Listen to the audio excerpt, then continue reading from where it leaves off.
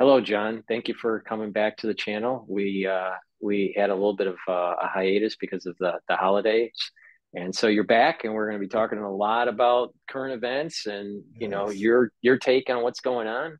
But before we start, I want to remind the audience in the description of my videos with John, there are links to his website.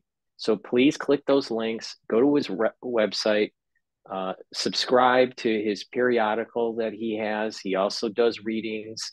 So please click the link and take a look at what John has to offer you guys. Plus, he has a lot of books. It's over 50 books that he has published. So please go and purchase those books. So again, John, thank you for coming back to the channel. Thanks, Paul. And I just also add that I am working on a, a rather, well, it's something I do for the Michigan Church. I do a quarter, every quarter, I do a quarterly of prophecy, and I just did the first one for this year, not financial quarters, but just each quarter of each new year. And I do that for the Michigan Church News, and I do it in a specific style of writing that I haven't done often for my readership. But it's what I call a Nietzschean style. You know, Nietzsche.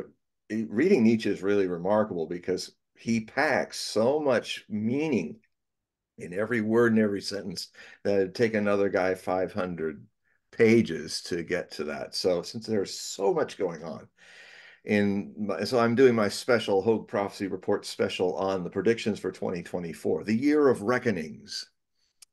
That so I'm because there's so much to talk about, I'm really going to get, concise, prophetic, and just being bam, bam, bam.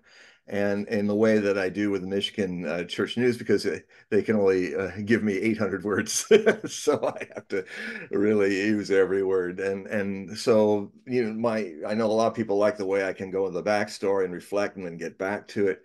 But I think just to kind of something fresh before I go back to doing that stuff, I'm going to do this one like bam, bam, bam, just nothing but prophecies. Um, and all of us tonight, you'll get a little sample of it. So if you go to my website, hoagprophecy.com, and you can look at my samples of the last Hogue Prophecy report that I laid out, and then after the samples, there's options you can take to become a member and support this work and get. That's just the tip of the iceberg, what I give for free. And it's a lot I give for free, but there's a mountain of the whole, as icebergs are, the little part you see, there's this whole other part that the subscribers get. And and so become a subscriber, just $60 if you want to take it up for a whole year. Or I have another option of automatic payments through PayPal, where you can just start an automatic payment and it can just automatically take $5 to $10 out of your bank to do this. I have a lot of people who do that through PayPal. It's really fine. And and then you don't have to worry about resubscribing or being reminded or anything like that. So $5, $10 a month, or the full 60, which is $5 a month. And then especially with the way this year is going, so if you so hopefully that's going to be out in a couple weeks. Towards the end of January is when I plan to get it out. So it'd be great to have you guys become members. And if you become members before we do it comes out, I will give you a free the full previous Hogue Prophecy report for free. So Great, great. that's my So pitch. everybody, make sure everyone that's listening, just go and click the links that are below this video and all the videos that I've done with John, and go to his website. And one other thing before I forget, I also do private readings. And since this is a new year and a very important year, this might be a great time to, I mean, a lot of the energy that happens in my readings is similar to the energy that I do in shows with Paul. I mean, it'll be a reading one-on-one with me and you, and looking at your astrology makeup, looking at even deeper in a divination tarot reading. It's about 90 minutes, and it's on YouTube, on Zoom, and um, I can literally be talking to you personally, and we will look at patterns and things going on in the future, because this is the most significant year in human history. I'm saying a big thing to say, but this year, 2024, is truly a year of reckonings and shifts in destiny of the human future, and that involves us individually. So if you want to get a reading, you go to hogueprophecy.com. You'll see at the very start of the website, you'll see Hogue readings in red, and then there's a link to an email, and you just email me and put Hogue reading in the email, because I get thousands of emails. So that's how it'll be easier for me to catch your email. And then immediately, as soon as I see it, I will give you the times, the current available times for readings, and how the PayPal thing works. Is really very simple, and how you can get a free astrological chart from astro.com sent to me, so I can read you your chart, your birth chart, and your progressions, and if you want to do that too. So anyway, okay, there, I'm finally done. So current events. So what's your take? Oh, God, where to begin? Uh, I mean, the one current event that kind of grabs me a little more personally, not that I ever met the man, but I certainly watched him a lot and cited him in my reports, and found him to be very erudite and interesting. Bit volatile, but a complicated man.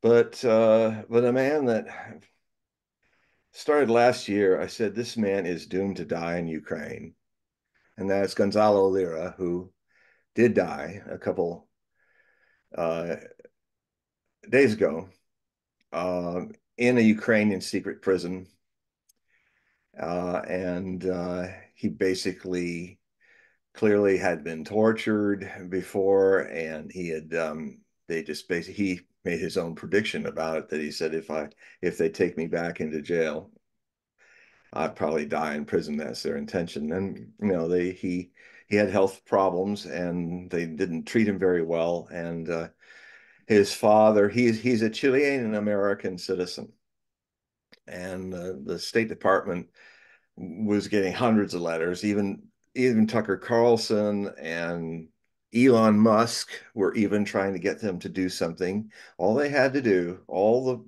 Biden administration had to do, is what they are supposed to do for all citizens, beyond whatever their politics are, or whether they're critical of the administration or of Ukraine. American citizens are to be protected by the consulate. And what happened is, all these letters that went, they would come up, even Gray Zone, Mr. Dan Cohen and Blumenthal would be talking to the State Department in the press conferences, and they would just, it was very clear that they just didn't give a damn about this man. And now they're saying, oh, if you need any help, just call us, and oh, we'll take care. And years of this. So another really black mark on the United States. Another sign that our country's government does not defend its fourth estate, its journalists, whether they're citizen journalists or professional journalists. Gonzalo Lra was that. He's I consider him one of the best sources I had, especially for explaining the complexities of economics in a way that a layman like me can understand. He was funny. He was somewhat of a vulgarian sometimes. Um, I mean, one of my favorite moments was when, because he has a wife and two children who are just under 10 or around that time, and he was feeling he couldn't leave them. But I'm also a bit critical, and have been, about him sometimes, because I mean, he was like a guy who was living in a paddock full of buffaloes. You know, he was living in Kharkov. He was living where the Azov fascist battalions were created, in Kharkov. He was in Nazi Ukrainian Central in a lot of ways. And he was he was in a country that clearly he was right to say only talks about democracy, but is actually a fascist state. But I think you all could understand that if you were American living abroad in Nazi Germany and you were writing and doing radio segments in German radio that was calling Spade Adolf Hitler a spade, a effing spade, and pointing out all the reasons why he was evil and this thing was corrupt and dangerous for the future of Ukraine. Guess what's going to happen to you? A knock on the door from the SS. Well, I was just watching. I was trying to think: is Gonzalo got a death wish or something? And how is he going to? How is this going to work for him if he wants to stay with his children? I understand that, but you if you do that and you're pushing buttons of the very powerful in a non-democratic fascist state that Ukraine has descended into, you're off to the camps, baby, and your kids will never see you again. So, he kept saying he couldn't leave, but when he had been arrested and then taken for a tour in the prisons and then came out, he was desperate to get out, but it was too late. And the other thing that was happening, and it was happening, is that he had been compromised by the SBU, the KGB of Ukraine, military police and all that. And I mean, he got all of his email, his phone and computers were taken, but then they gave it back to him. And and so when he was calling out to get some people to help, they were monitoring him. And what happened, as Eva Bartlett and another reporter, American reporter, that's been a really good one, that's been in country in Donbass during the civil war in Ukraine. Peterson is his name. I can't remember his first name; it escapes me at the moment. But they have corroborative evidence, as well as Scott Ritter, who's one of my other was a military intelligence officer, U.S. Marine. It's really getting a lot of attention these days. He's been one of my sources for 25 years, I think, 20 years at least.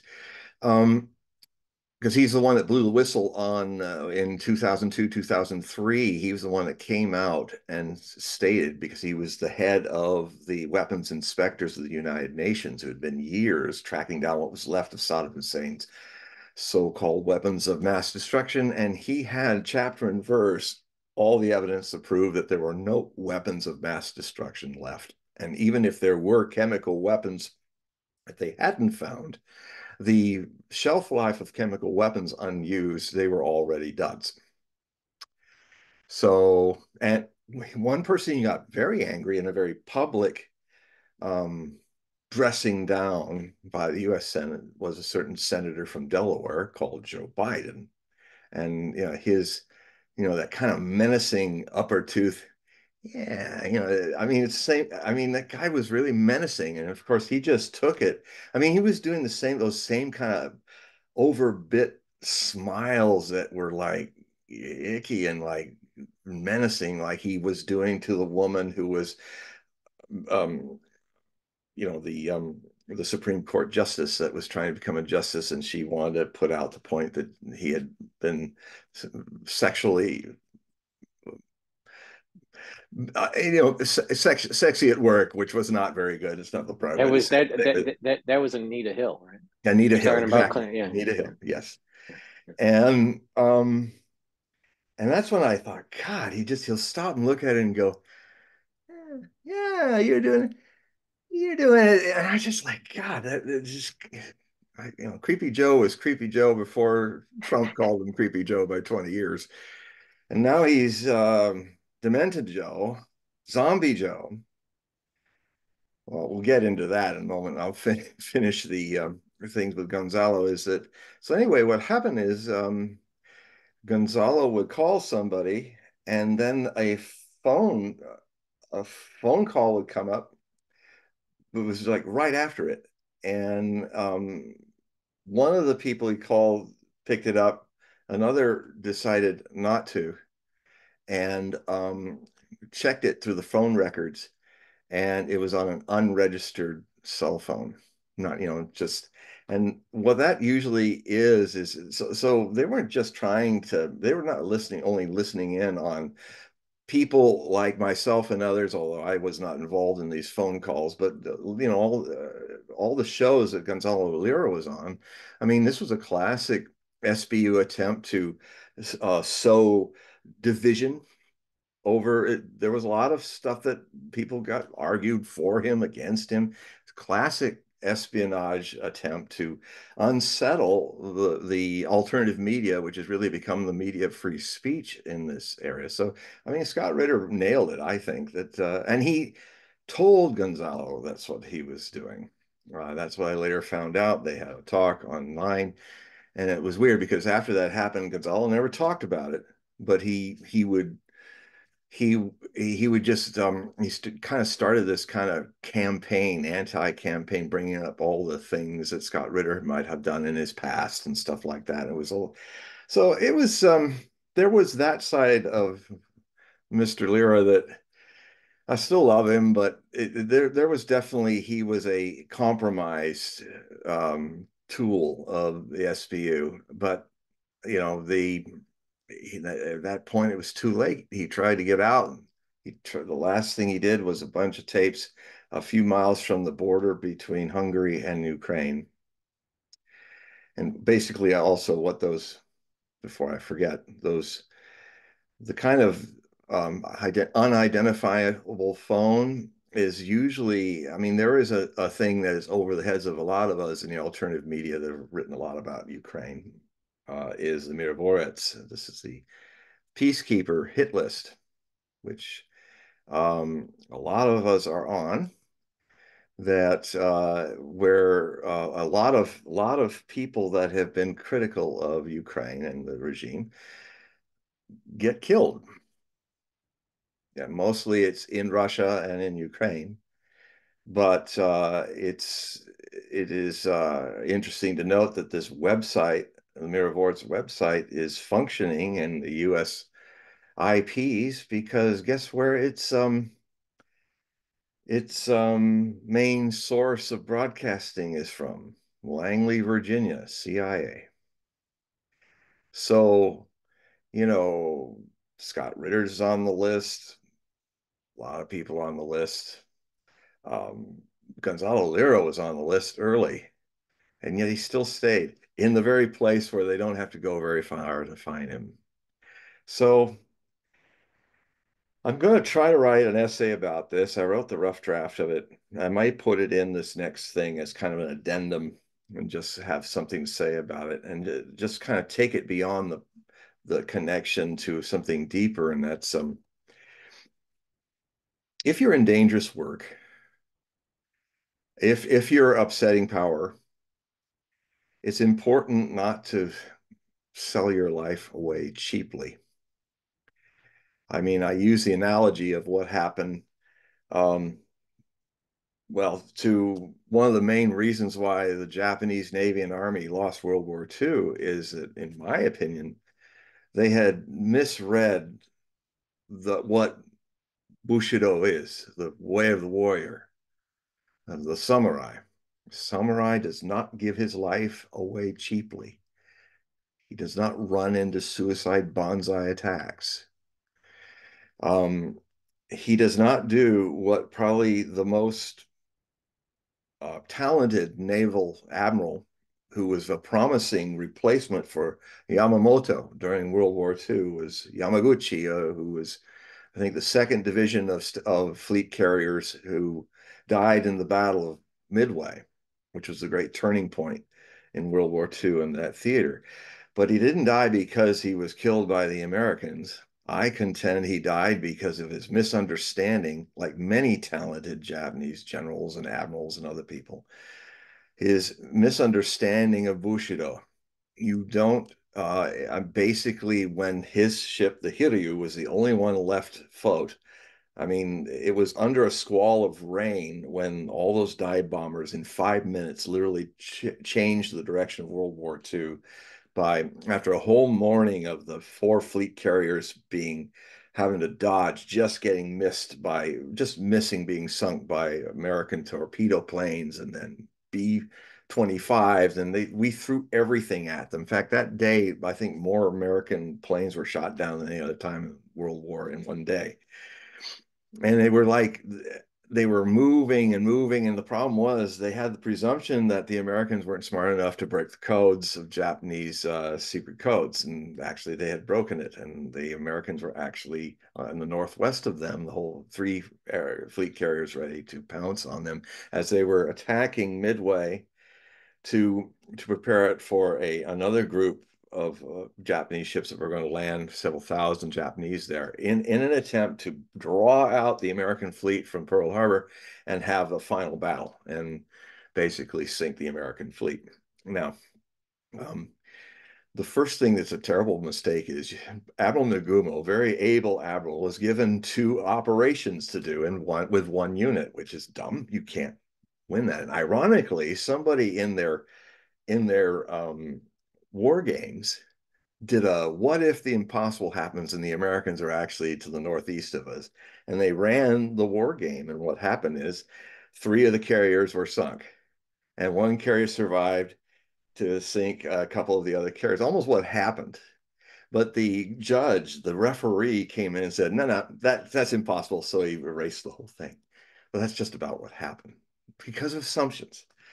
And so what happened is Sahiri came out of the wall of rain and saw three great columns of smoke coming out of the three of the four flaming carriers, his carrier being the last one surviving. So he and his planes, he had to take on all those three carriers of the Americans. So I mean, the bravery is amazing. I mean, the Tomonada, who was the commander, who was a hero of the Pearl Harbor attack. He had a hole in one of his wings from one of the attacks they made on the Yorktown, and he was losing fuel. There wasn't enough time to plug it, which means don't worry, we'll just get in the plane and go, which meant he was never going to come back.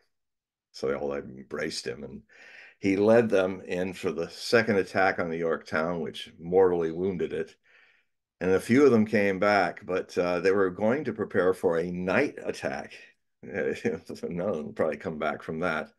And that's when the dive bombers found the Hiryu. And within a few minutes, it was a blazing wreck. The whole front of the whole elevator, middle elevator, center elevator was bent upwards from an explosion. So they couldn't even see in the carrier island. They couldn't even see past it. It was just a mess. So his decision was, I'm going to go down with the ship because I'm responsible for this loss and loss of my carrier division with Soryu and the Hiryu, Kagadi Kagi. And his officers are saying, no, we need you. You're one of our best officers. This war is just starting. And but he wouldn't listen. He was just stuck in this misunderstanding of Bushido. And so the man who probably had the best chance of surviving this defeat and taking over command over Yamamoto, who really wasn't that good at this. I mean, it was a bit beyond his ability to keep it all together. But this man might have been able to, I don't know if he'd win the war for Japan, but certainly would make it a real fight. It would be like if Patton lost a battle and his in North Africa, and his response was to kill himself and miss all the things that he was able to do in Normandy and save Bastogne, save the Battle of the Bulge for the Allies and all that.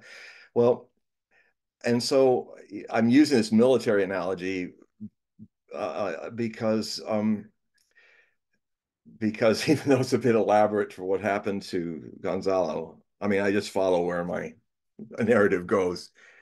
But, I would just have wondered if he could have served his freedom of speech by getting out of Ukraine before the war, or when he could have gotten out, which there was a time where he could have gotten out. Maybe he couldn't get his family out. But I mean, he was a very clever man with finances and all. I think he could have arranged to provide for his family. They weren't, I don't think, after his family, but you know, for the sake of his children, it would have been better for him to leave Ukraine.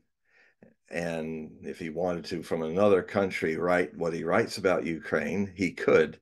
But to be in Ukraine was his own self-inflicted death sentence. And so, you know, so people, especially now when a lot of people are grieving in my community of alternative media, another important point, and I don't mean to rub it in, but somebody has to say these things, and I often am saying these things that I can't help it. It's just that um, we got to learn from our mistakes. And if we can't learn from our mistakes, let's learn from Gonzalo's mistakes or my mistakes if I get bumped off or things like that that are going on in this. I mean, it's important. It's important to embrace. Well, I use an analogy that I read in Beelzebub's Tales to his grandson, this amazing book written by George Ivanovich Gurdjieff, who was a great mystic of the 20th century, one of the best. Um, he talked about in the Caucasus, there are many amazing tribes and cultures in the Caucasus Mountains, and he explored them all in his search for the truth that took him not only through the Caucasus, but all through Russia, all the way to Tibet and India and all kinds of places in the stands. And um, they're they have a kind of a wake in this one tribe in the Caucasus where when a man or woman dies, they place the body before, and all the people that love this person sit around the body and they all share. Um, they have no problem speaking ill of the dead because the people who say that's, oh, how can you speak? When I often feel, even as a kid, when people say, oh, don't stop talk bad about the dead, I say, well, why? They're dead. Where if they've gone anywhere else, they're not here anymore. How many of you who've studied your own past lives remember anybody calling you names after you were dead? You've gone on. You've moved to another reality. The cosmic ocean has created another shape of wave called you to rise and fall again and again until you've had enough of that and you start looking deeper into the water that's contained by the wave and discover that never incarnated. Only these shapes of identity have incarnated. If it's an evil one, a good one, a noble one, a sinning one, it's not as relevant as you might think, or the ego that's imposed upon this oceanic gift that comes in a wave every time a person's born is told to forget the water inside and just you're all about the shape of your wave. What's inside does not matter. We don't even think about it. We don't even look at it. It's ubiquitous. Well, it's the source of eternal enlightenment. Enlightenment is ubiquitous. It's all over, and it's not about good or bad. It's beyond good and evil. It's something free of both. So from that context, and I write about it in this article, my context is speak ill of the dead, like like all the people in that Caucasus tribe. They all started saying, well, Georgievich he was a sinner, he was an adulterer, he was a hypocrite, he was in, and they all loved him, but everybody is just saying all the things that he screwed up doing in his life. And what that does, in a way, I contend, is like what the Hindus do with burning bodies very openly, is that when you're out of a body, you're not, I mean, I've worked with the dead. I've worked with some people that were in between just dying. And it's almost like one came to me one time, and I don't seek this. I don't do anything. These things come to me. So I'm not trying to pursue this, but it happened. It happened that this was when I lived in San Pedro in a really beautiful trailer park down there that overlooked Catalina. And I was having this strange dream that I was in this darkened bedroom and somebody had died, and it was one of the and I could see the neighbor woman crying, and we knew them, and then and then I could see my mom was there with them, and then I woke up. I was woken up from this reverie from her footsteps walking up the porch, and she came into the bedroom and said, "Oh, so and so's died," and I said, "I know." It just came out that way. She was used to that. And she said, so I'm going to go down there again and be with her for a while. So I think I'm going off to do something. I'm at this time I'm a sannyasin. I'm wearing maroon and my beads and all of that, and I still a sannyasin, but I don't often wear those anymore. It's gotten a little deeper than that. And so I get into my Maverick, my two-door Maverick. And I'm going to do some errand. And then suddenly, the person, I'm suddenly overcome by this person who had died, who was attracted to me. And and uh, what I'm seeing is, it's hard to explain. It's like you become part of it. It's like, and he was saying without words, he said, I'm dreaming a very strange dream. And I don't know why I'm attracted to you, but I gotta ask this question. I'm afraid to even ask it because this dream is just not ending. I'm not waking up. Did I die? And so it would have been funny if anybody saw me doing it, but I looked to kind of the top of the windshield, this glass shield of my car, and I felt I had to say things 3 times. And I started going, I see you, I see you, I see you. You are dead. You are dead. You are dead. And then the whole atmosphere in the car kind of went, oh. And and so I mean he was aware enough to know it had happened, and I felt absolutely helpless. What can I do for this poor, suddenly disincarnate in a half dream, half reality person who doesn't? It's such a weird feeling. And maybe this will be good to remember when you all encounter death, is that all of us, is that you know yourself and you don't know yourself. You were somebody, but it's as if you never were somebody. You're in a gulf, a verge of reality. And you tend to not understand why you're magnetically attracted to this person or repelled from that person, because names and things are kind of no longer important. And identities of ego are breaking. The mental body is shattering like the water that was a shape of a wave that happened to be on the edge. Well, when that wave dies, that little droplets that has some knowing of what it's like to be the identity edge of a wave sprinkle down the water, and other waves rising take up its memories. So, so that is why people have a fragmentary memory of their past lives. Very few people have an entire life because most of the water doesn't splash on one new wave. So So there's this guy. He's literally the essence, the presence of in limbo. And I felt so helpless. So it's the only time I actually ever did that. Osho used to say, and I never really felt to do it, but he says we were really in a spot where you just don't know what to. Grab the mala, the picture of my mala. In the string of beans, we had a picture of Osho looking off this way, and grab it and go in and step away and let me come in. And so I held it, and then I felt this ocean wave of light just in his world. come at him. And he was Jewish. And his last thought form statement before it carried him lovingly away was, "Oh my God, the Messiah." I mean, it's no bullshit, guys. This really happened to me. I know a lot of people are going, "What?"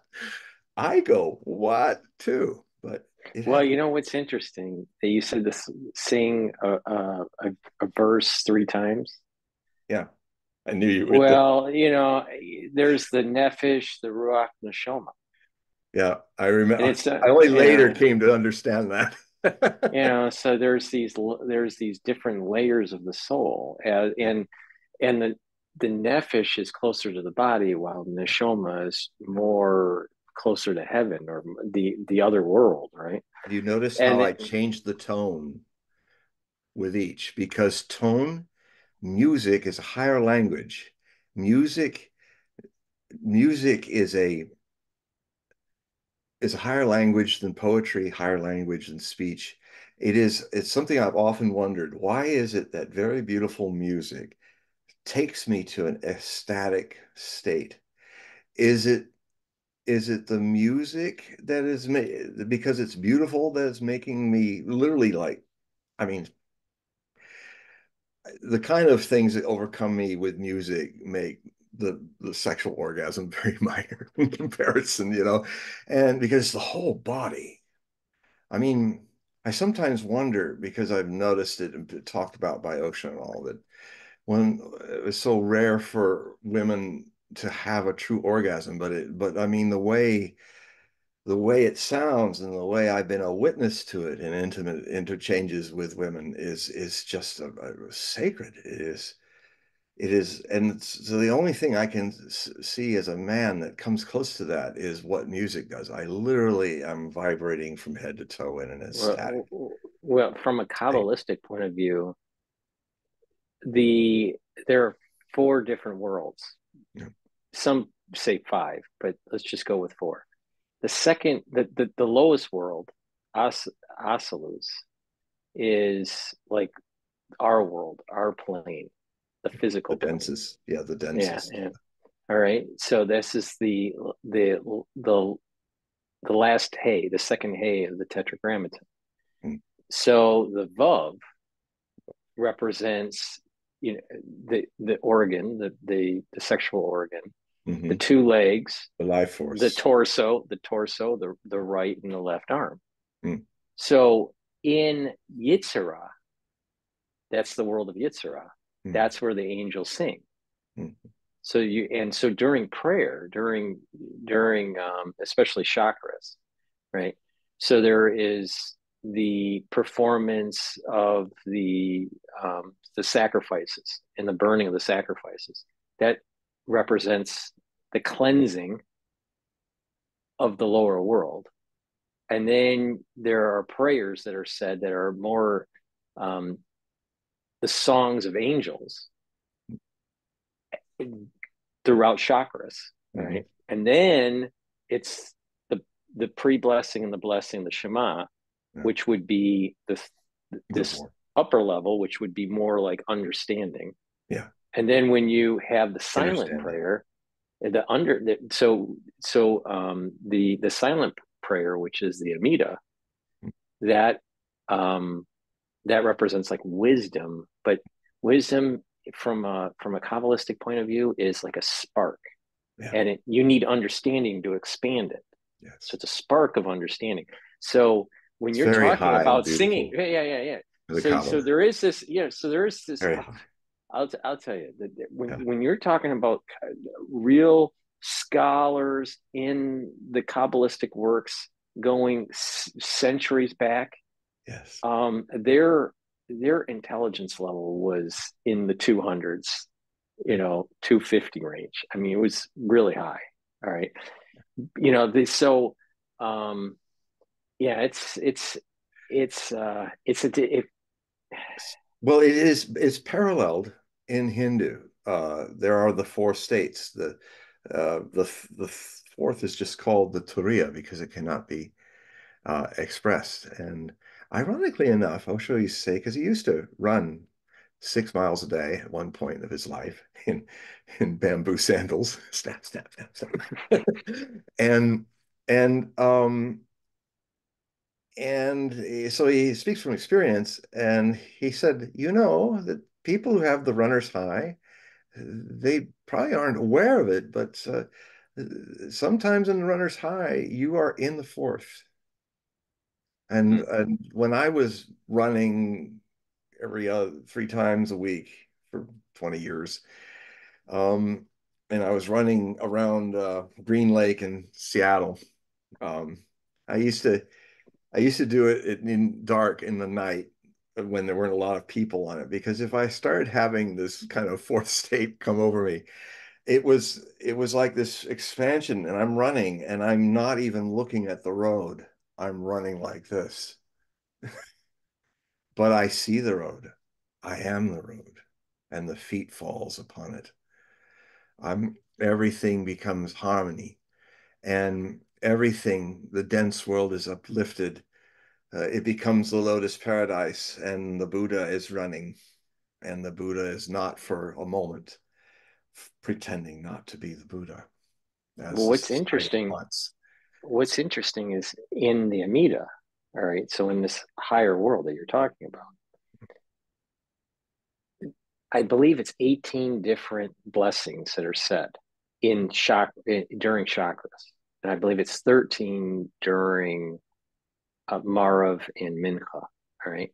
But when you're in chakras, when you're reading all this, what's really weird, you can be saying, because you say it 3 times a day, if you're Orthodox, right? So, you're saying it over 1,000 times a year. Very few Jews can tell you in the middle of during chakras, the middle of the Amida, what it's saying, even though they're reading it 1,000 times, because it's this phenomena you're talking about. You are doing it, but then all of a sudden you are elevated beyond this physical plane, and you're in the motion physically, but you're mentally beyond. It's hard to describe this, Yeah, but other than like running and like not remembering like you ran it, obviously you ran it, but your mind is thinking. You're thinking. It's just that it's not in the same context, or it's not in the same vocabulary not as this plane. egocentric. Yeah, it is the nothing, when people say I'm gonna drop my ego, no, that's the ego trying to drop itself. You can't drop the ego, but you can understand how the ego has been made rather than a tool of living in this world. It has been turned into a chain and ball of identities that you drag along, as a beast of burden, a camel, in this world. And it requires a rebellion. That rebellion is usually given a negative connotation, but I have not seen any mystic of any great import that changed the world, or lesser known who all changed the hearts of a few.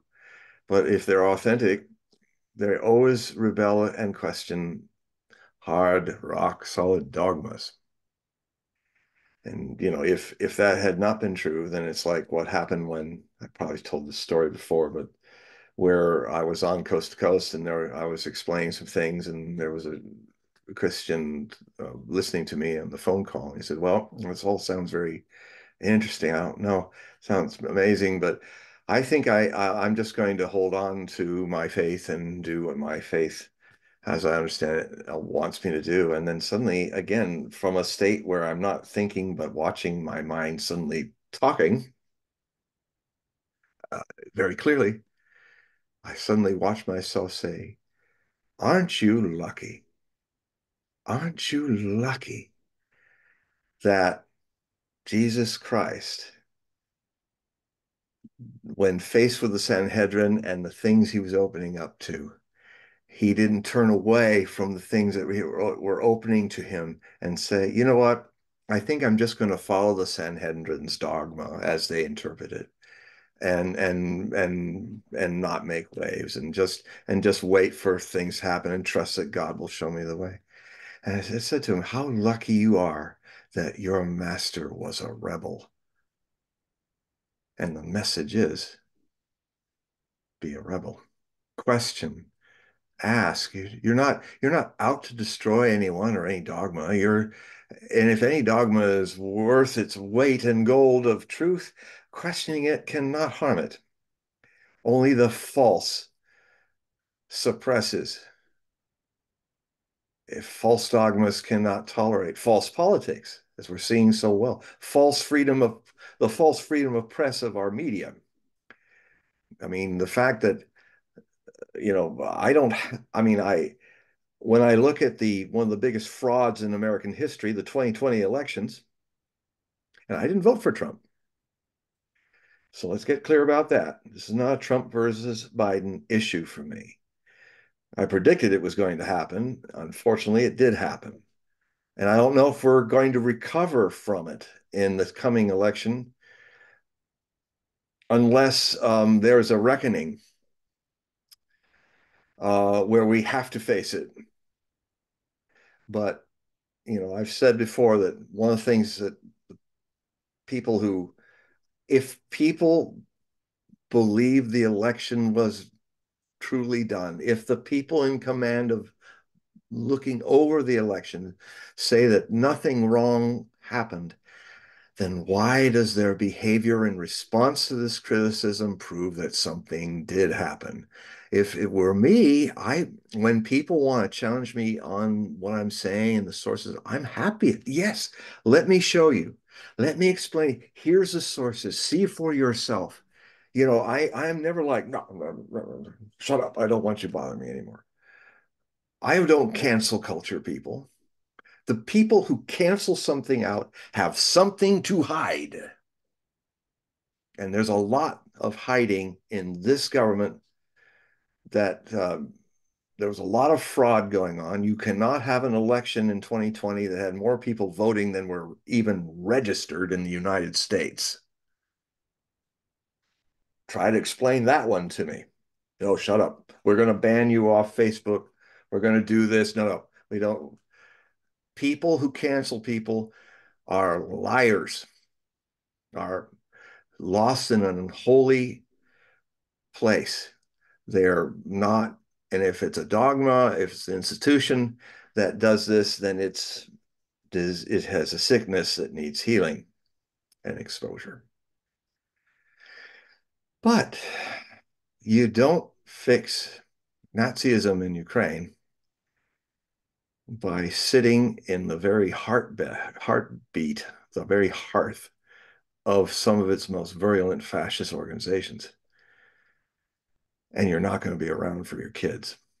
So back to Caucasus. These things speak ill of the dead because why? Why do they say it's a good thing? Because just like the Indians burning bodies, when you're in that limbo space like that man was, you're attracted. What's happening? Oh, that's me laying there with all the wrapped up, except I see the face. I'm pulled to this person. Am I this person? Maybe I was. Oh my God, they're burning me. Oh my God, I'm seeing my face melt off my skull. Oh, I don't want to be here anymore. On you go to the next incarnation. You hover around this room in the Caucasus. You kind of think you know all these people. You're certainly pulled to them, and they're all speaking ill of you. I got to get out of here. I got to even drop what they're saying because it doesn't matter anymore. I'm dead. And all those things are gone, and now I get another chance. I get another Groundhog's Day. I mean, the spiritual significance of that wonderful comedy of Bill Murray, Groundhog's Day, is really a study in reincarnation lessons. Okay, everything went bad. He goes to bed and he wakes up. The clock goes to 6, and then dee dee dee dee dee, babe, do do do do, I love you, babe. It goes again. Sonny and Cher. Starts all over again. Whatever you did, it's gone like a nightmare or a happy dream. You wake up. And so he was like, must have been doing it thousands of times. He finally got this whole shtick going where he managed to help people, help himself, get it all done. And then he finally was real with the lady he was falling in love with and was not the kind of egoistic bullshit artist that he was playing. And then they're cuddling in the bed and they fall asleep. They're not making love, they're just cuddling like innocent children. It's really beautiful. And then the thing flips. Babe, I love you, babe. And things have changed. And now he can move forward again. It doesn't start with the same things which he anticipates. He got it right.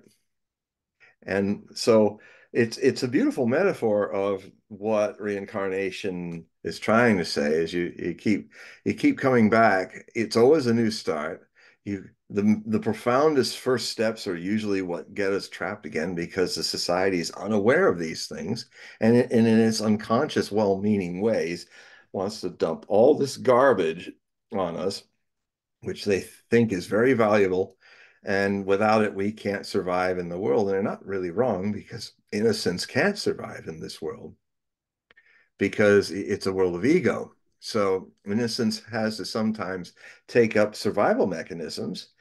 And actually, in some of the readings, what I do is a lot of things I help people with is going in and seeing the voice. I ask them, what's the voice of this way, your survival mechanism? Well, it sounds like my mother. It sounds like my father or my brother, my priest. I said, yeah, don't do anything about it. Just allow it to be there and be a witness of it.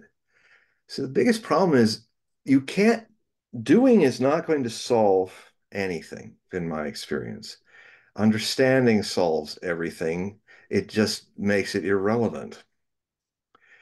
And there's a quality of indifference, in emphasized, indifference, I would call it, because most people, when they think of indifference, they go, okay, what you're saying, I should not either be for it or against it.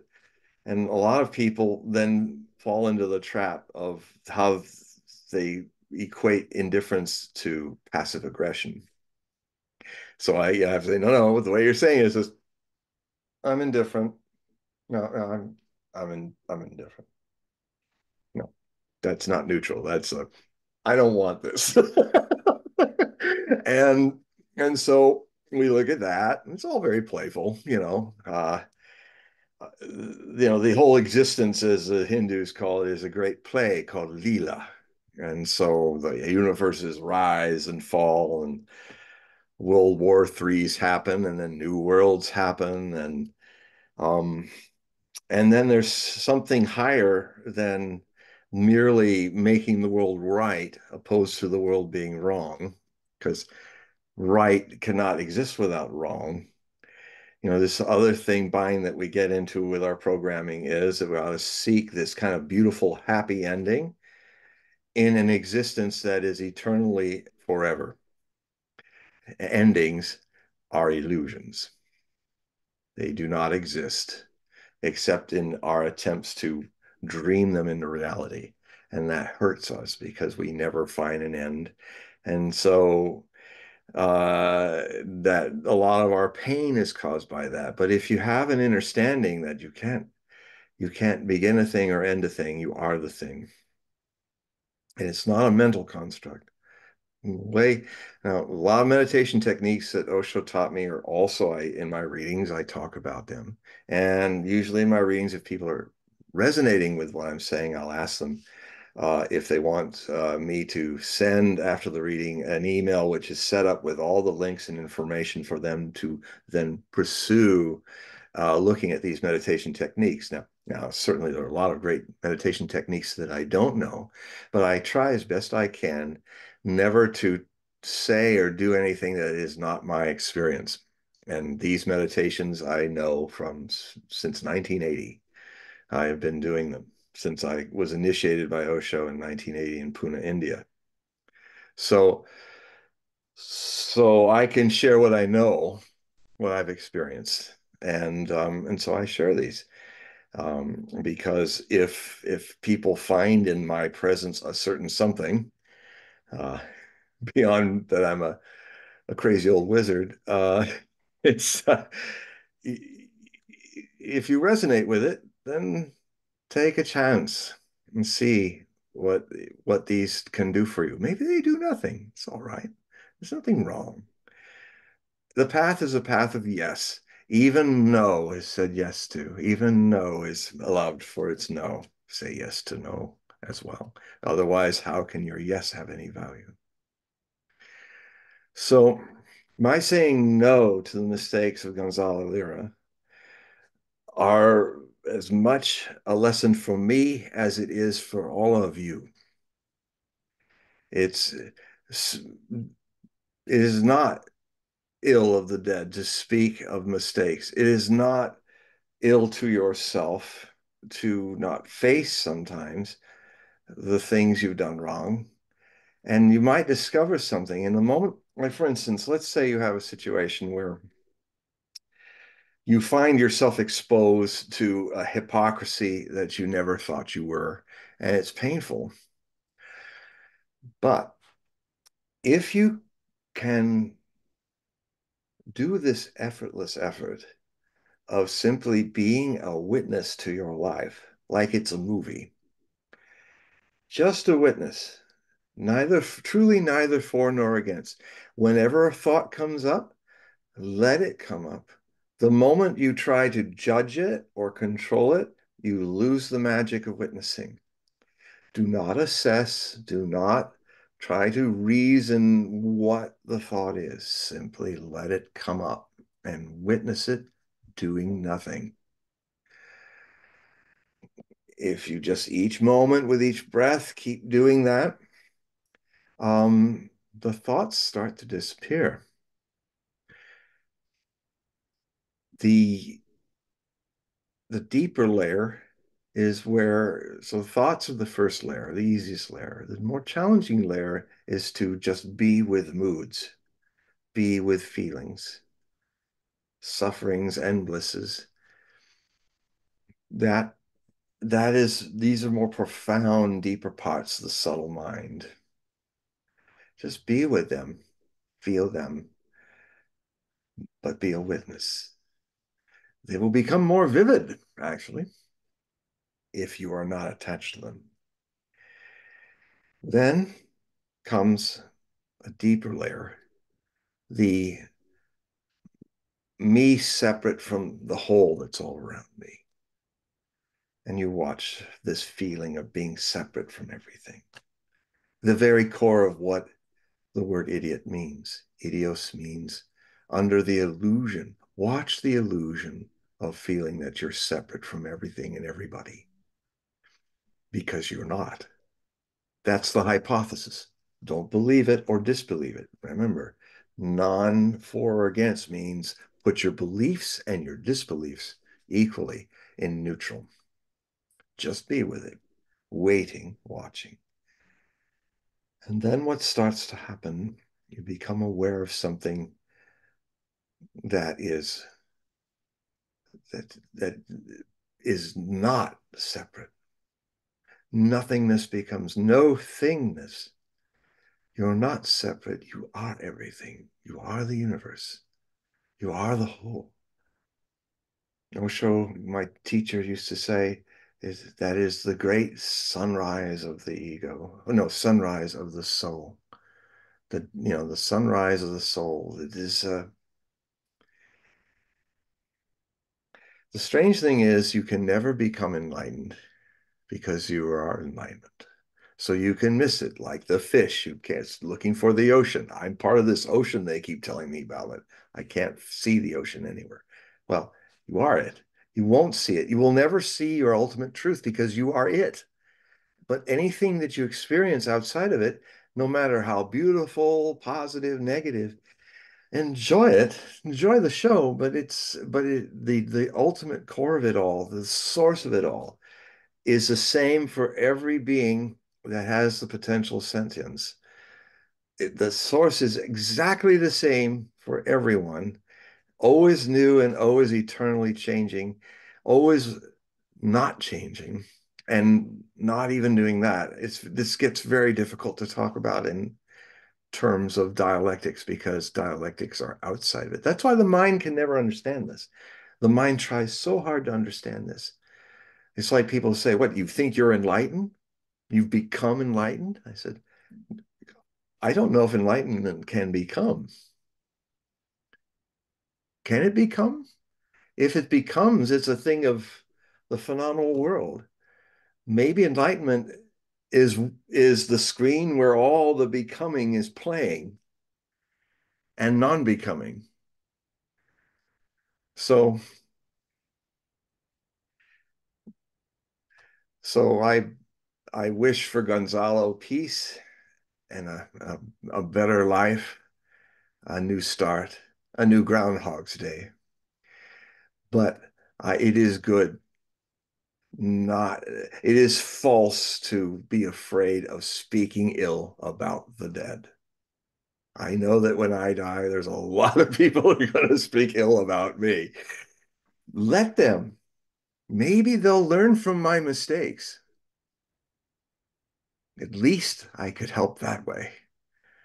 Because as far as I can see as a meditator all these years, I am every sin and every mess that there is. I am the world, and the world is me. I am Hitler, I am Satan, I am God, I am Christ. And everything in between.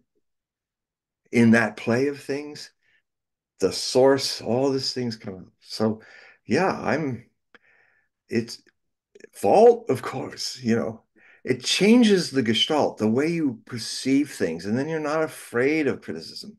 You're not you're not trying to protect yourself by putting on a persona that's not real.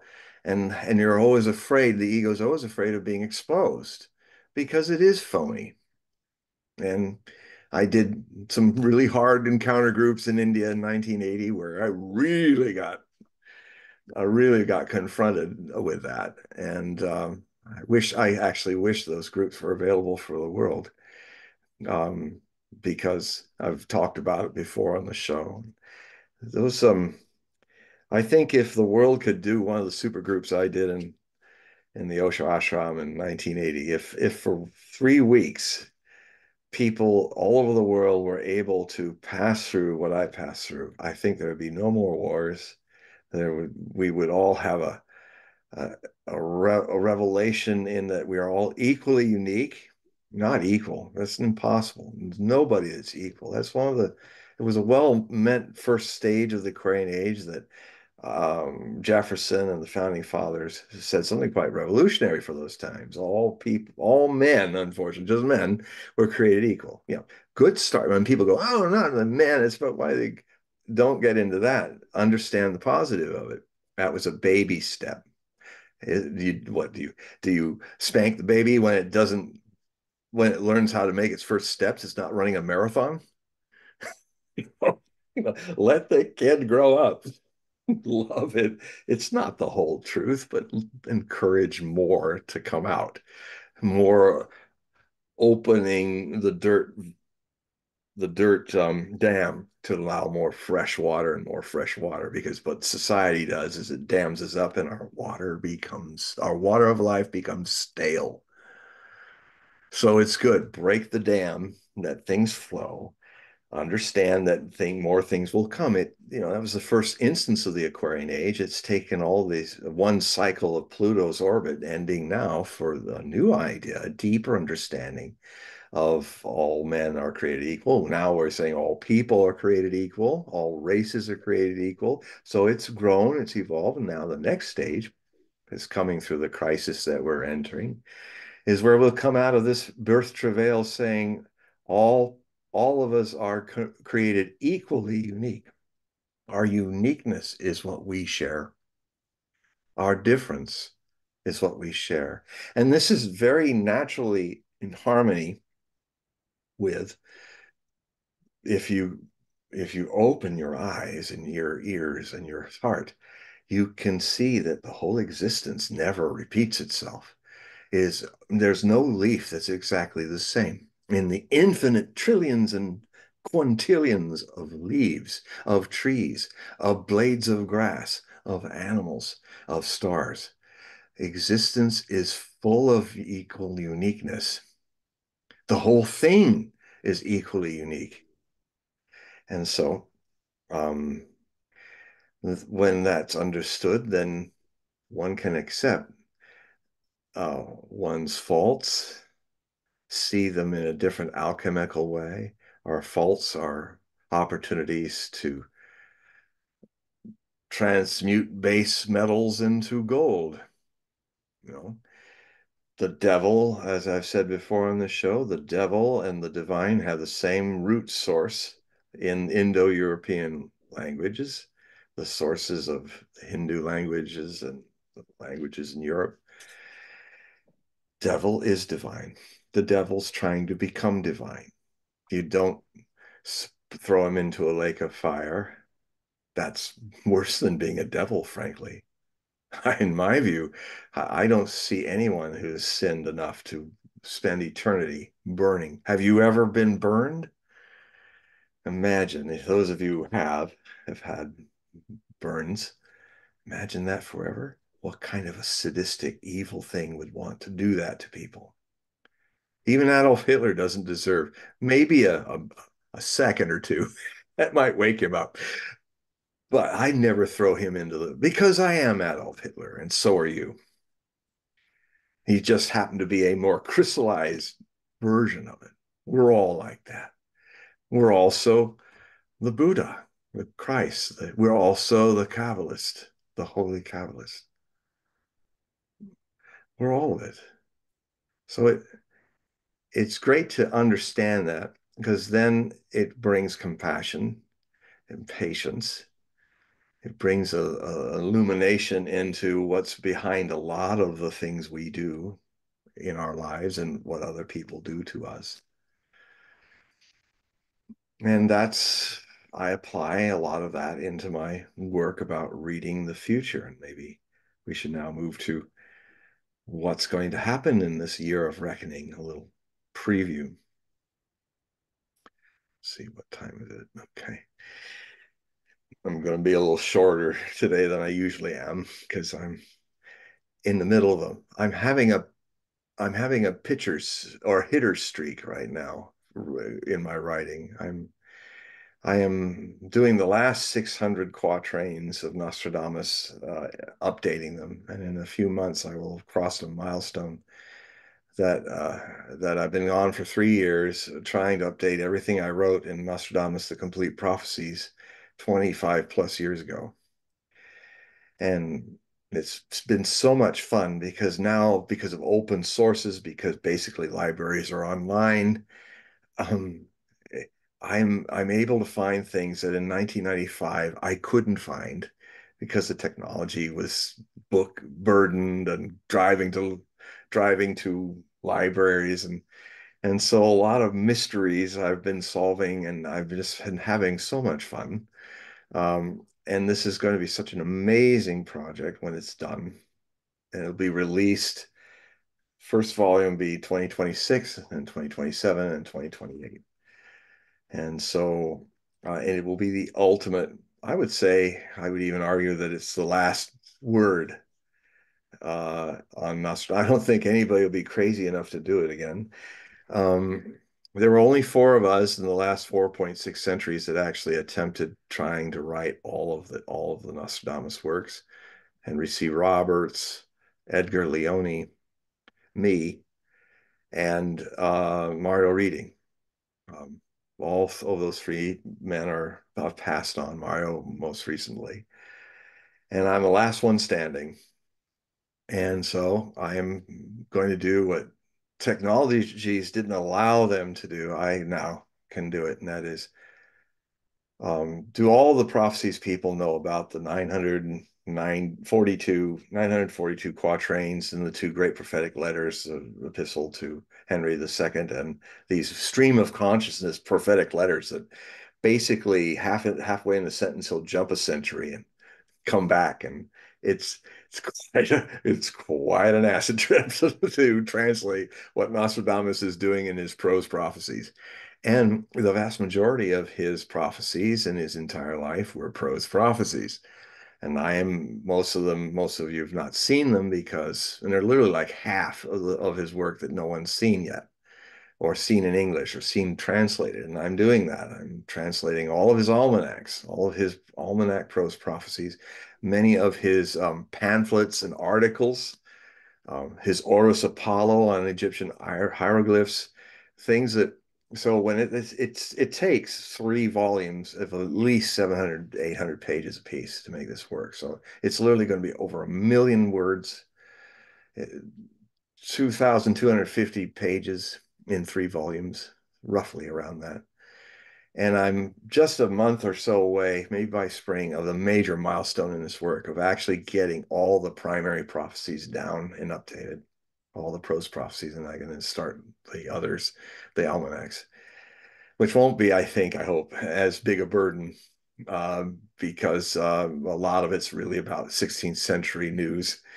And so, although I've been reading very much in deep detail about a lot of intimate details of 16th century news from 1550 to 1567, even now with open sources, I'm actually able to find weather reports. I'm getting a good understanding of what the weather was like, and that was important. It's one of the reasons why he was kind of the creator of almanacs, because the weather was getting unstable from a cold side. I mean, Nostradamus lived during the Little Ice Age.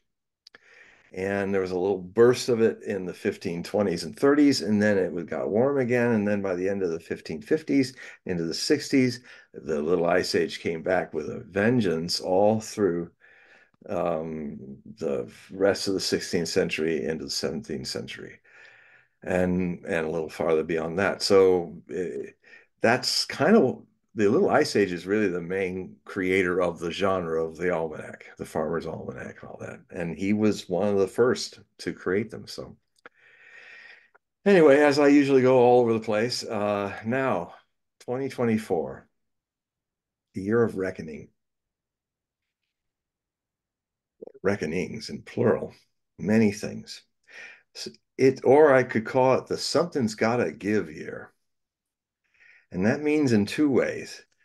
Give as in break, and give as in give something new. Something that with the astrology that's beginning to move Pluto more in under the influence, less in the influence of Capricorn, the establishment, and more in the interest of revolutions against the establishment, Aquarius, humanitarian, equally unique, all these things. And now the good news is that this year is kind of it's the end of the 7 passes. October of this year will be the 7th pass of Pluto over its natal position in Capricorn, 27 degrees, when the United States was born. So in astrology, an era doesn't change just on the click of a second on your dial. It takes there's a twilight period. The Pluto began to pass over its natal position in 2021, and it finishes it at the end of this year, 2024. And then there's a little in 2025 and 6. There's a little like it comes close to coming over it, but that's also important because now this whole end and beginning thing that we're all feeling. It's like we're coming to some great age ending and beginning, and a lot of things that were our world.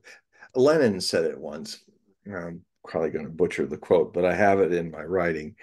Lenin said in 1914, when World War I started, and before he was involved in the Bolshevik Revolution, he said, sometimes history doesn't change for centuries, and other times history changes in months, weeks, centuries.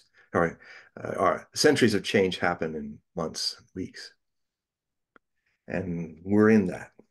This is a big, big. Every time we wake up, world changes, and some kind of incredible, unexpected things happen. For instance, The only people that actually declared war against the Zionist genocide of the Palestinians and putting their lives on the line, and only will keep fighting until there's a ceasefire, and then they'll stop fighting because all they're doing is trying to stop the genocide. And the way they have a power to do it is to seize boats owned by Israel in the Red Sea. I'm speaking of the Ansarallah Houthis. Now, they prefer to be called Ansarallah. Don't remember the moment what that means in Arabic, but some of you do. But it's the reason why they're called Houthis is because their founder, his full name, but he was like of Houthi, al-Houthi. And so the West kind of picked up on that. And now I think it's almost like Houthi and the Blowfish, it's like it's not, it definitely so I try to, whoever people are, I try to say their names properly. And so Ansarallah, which has something of God involved in it, place of God, or I don't know. It's like Hezbollah means party of God or house of God, or anyway. Today I'm just not good at it. I've been overly quatraining, and my brain is not picking those things up. But anyway, um, here's all these people. Even the name Operation, it's like commerce or good commerce, or I don't know. Basically, the name of the operation of the United States Navy, the Coalition of Willing, only consisting of a little British flotilla and all those lonely Americans. And everybody else is backed away. All the Europeans, everybody backed away. So I mean, talk about a coalition of willy-nilling. It's much smaller than anything that happened in in the aggressive war that the Bush administration committed, a war crime, unilateral aggressive war against Iraq on erroneous weapons of mass destruction, didn't exist. And when told by Scott Ritter and other of his people to prove it, they ignored it and went ahead. But that is really one of the karmic things that's coming to a reckoning now. Our behavior in the Middle East is it's not just about Israel.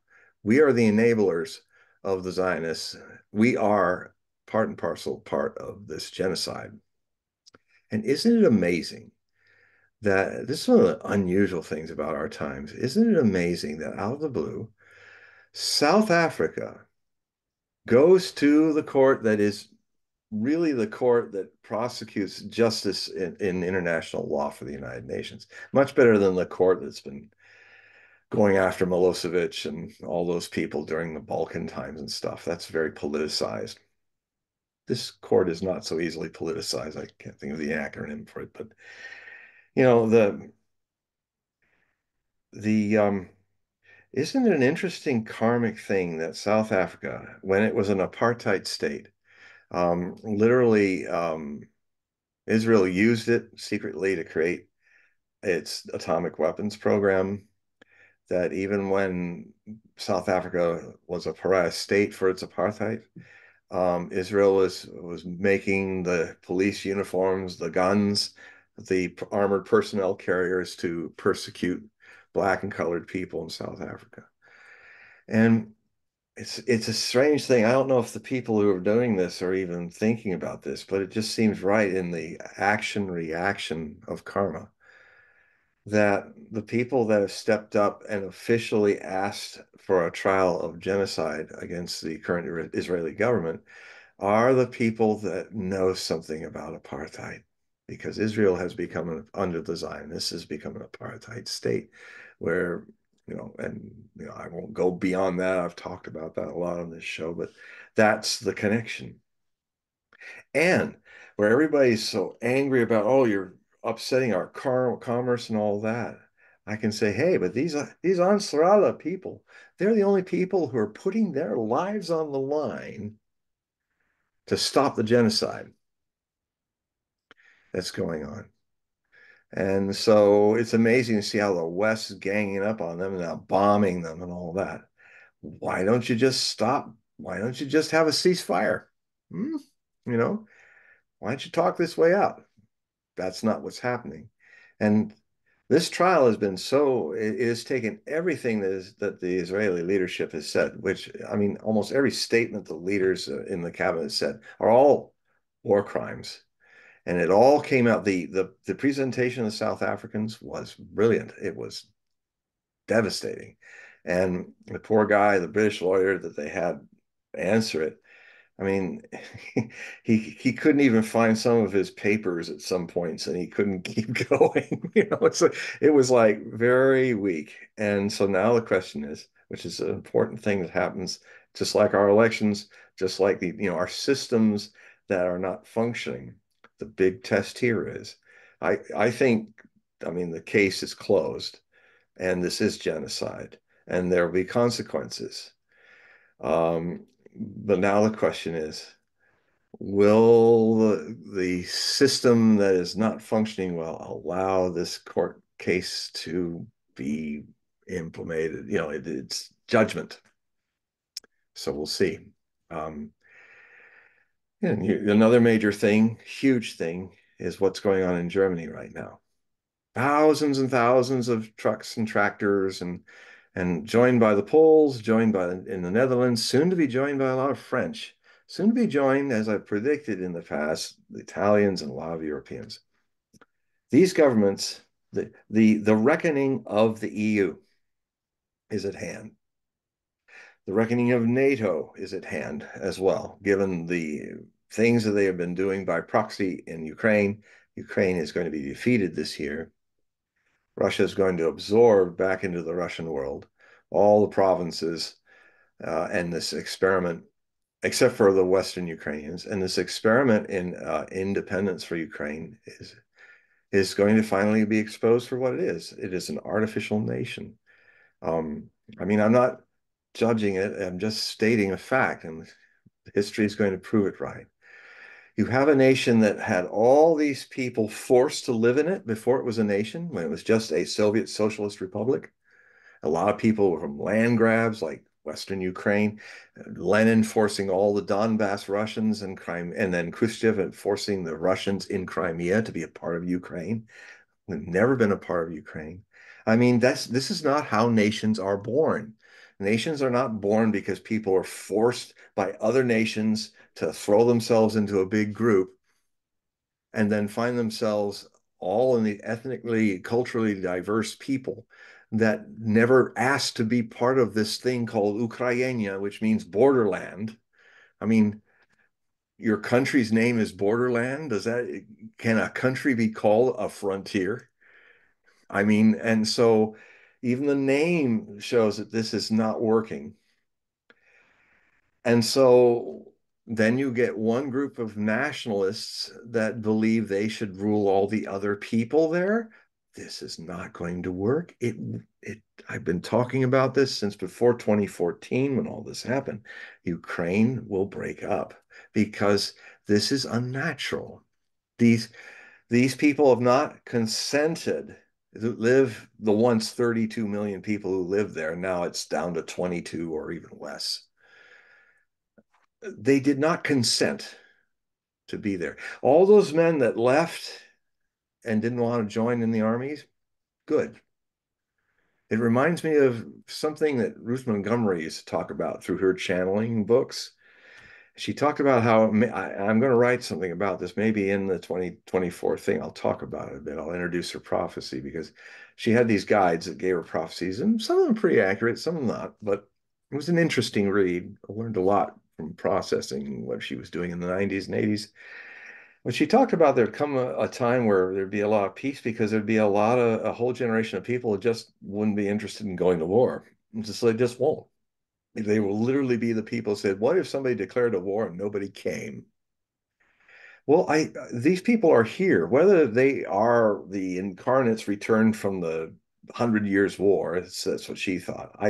Frankly, there were not enough people living and dying in those 100 years to have such a big impact. So even when I was reading, I said, well, that's just mathematically not, even if they're coming back from there, I think it's a bigger area they're coming back.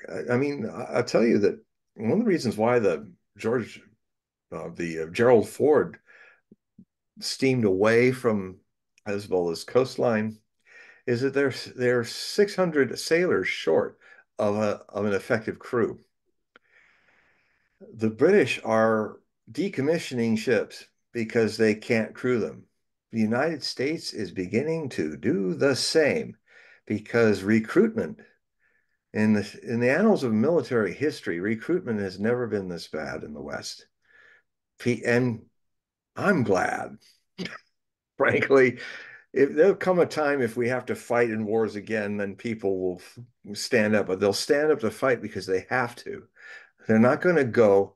I mean, this is the karma, the reckoning of all these 32 years of the American hegemonic power, where all those brave young men and women of America went to fight for corporate interests, not for this country's needs and defense. And that's why so many of them are messed up because they were fighting a fraud. They were fighting and dying as the Zionists want, Netanyahu and all, they've been wanting America to fight and die destroying Iran. They got away with it with Iraq. They tried to pull them in Syria because, I mean, I understand a small country if it's got a big dumb friend who's ready to stick its face right in the middle of a meat grinder. It's yeah, okay. I got my big dumb friend. We're small. We have a lot of powers and stuff. It'll only take a few atomic bombs to wipe us, or 2,000 Shahab missiles from Iran to wipe us off the face of the earth. So we can't attack Iran and can't attack Syria and you can't really effectively take out Saddam Hussein. So we got our big dumb friend, the United States, to go there. Okay, I'll go get him. Oh, you say that Bin Laden was Bin Laden was in cahoots with Saddam. All right, I'll go. I won't question that because I'm hero worship all you folks in Israel and just go stumbling off into adventures. It gets a lot of Iraqis killed and a lot of Americans killed and wounded and damaged, war psychosis and all kinds of things. Well, 30 years of that has sunk in, and I I agree with the men and women who are saying, screw this. I'm not going out there. That's people waking up and said, I'd rather actually pursue. Why don't we fight this problem where I can't make enough money to have what my parents had? Why are we giving it all to Israel? Why are we giving it all to Ukraine? I mean, this is a beyond partisan issue. Every American, whatever their identity is in politics, why aren't we spending more time just making a budget that defends this country and not defends a corporate cabal that wants to put a weapon everywhere in America in the world where the sun never sets upon it, and a budget that is killing us economically. I mean, people want to badmouth all the addicts in the streets and all of that that's going on. Well, that's what happens when you send all the money off to these adventures, when you start fighting the wars that your so-called friends can't fight, but you're too stupid to see that, and you're just looking the other way because you're just trying to get through your life. But so another reckoning is the American people need to return to their responsibilities for this because I will speak ill of you and myself. We have not done our part that the founding fathers and citizens of this country always did. Always make the people you send to Washington always afraid of you, not the other way around. Now they don't. They're not afraid of us. You create in Europe a technocratic dictatorship where the people have no voice. You have this new aristocracy in Brussels, the EU aristocracy, the EU Parliament, that literally don't give a hoot about you. It's Versailles has been rebuilt in the Tower of Babel, that round building that looks like the Tower of Babel. It's all round and partly unconstructed, just like the Hermanus Bosch painting. I think somebody had a real sense of humor with design that thing.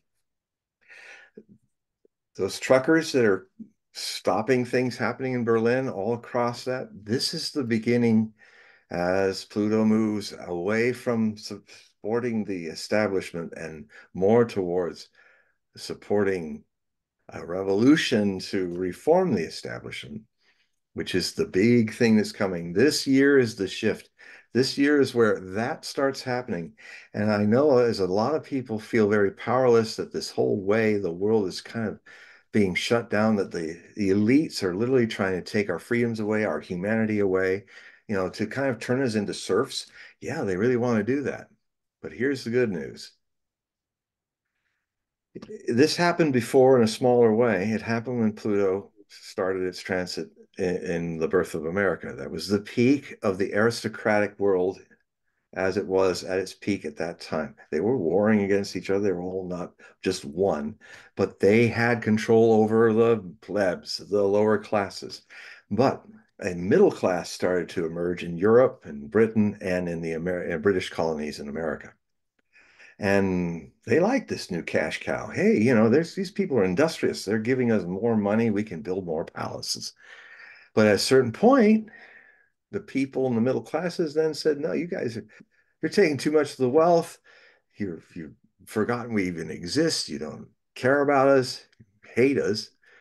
You'd rather see us die or starve and stuff. And God damn it, they rose up then because that's what this energy in Pluto is starting to do now between 2024 and especially peaking in 2034 to 36 when the Pluto return of the French Revolution is on. But this will be much faster and much more of this happening because there's more of us, there's more intensity into it.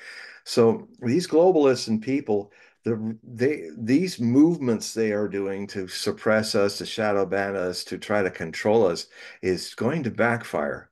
It might finally speaking ill to us citizens wake us up to our responsibility. And when we see our mistakes of letting our governments be overtaken over time by people who don't care about us, who don't honor our constitutional rights, it's just not a left or right thing. This is for everybody. Um, so this begins in this year. And what I see is going to be the repeat of what happened 248 years ago. Right when the aristocracy was at its peak, when Klaus Schwab and his characters are in Davos at their peak, their era is done. It's all downhill for them now. And it's all beginning to be a potentially uphill for mass movements of individuals in group to a humanitarian change. Now it's going to be sometimes violent. It's going to be, this is travail. Destruction and violence has its part in existence. You can't have creation without it. Every creation destroys something. And some of the people who want to be identified with the past, they become the food for that destruction, the food for the moon, as Gurdjieff used to say. So, this is a process that is ongoing and it's just beginning. So that's an important reckoning that is coming. Another reckoning is economic. It's already on, started last year, but now we're going to see the world really making a shift away from the American hegemonic US dollar, weaponized dollar. And what's happening is 3/4 of the world are already rapidly moving away, but they're going to move a lot faster because around the end of February, I hope I'm wrong, but the pattern is there.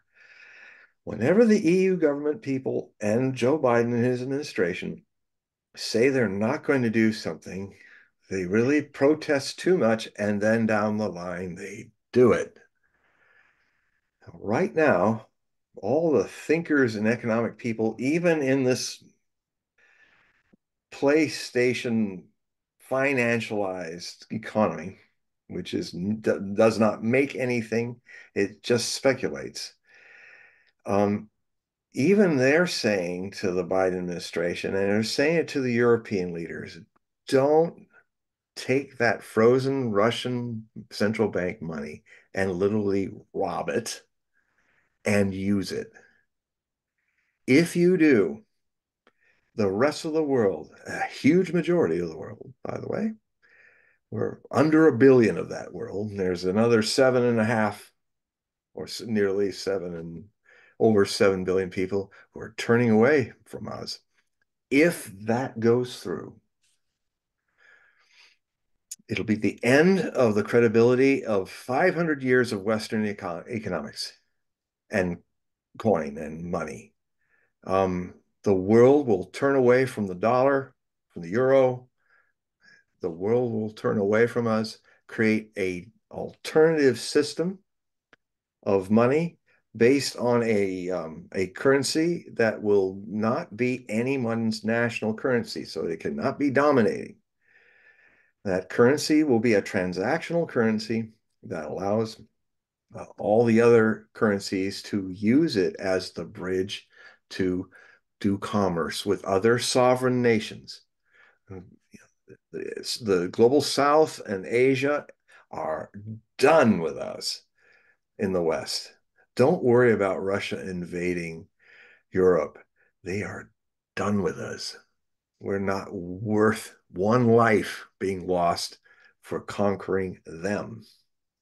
So they've moved to the east and to the other greater part of the world. They're expanding their commerce into Africa, like with China, and this it kind of puts aside all this American Puritanism where this is another reckoning. This whole thing of where we walk into people's nations and tell them they should have a democracy like we do.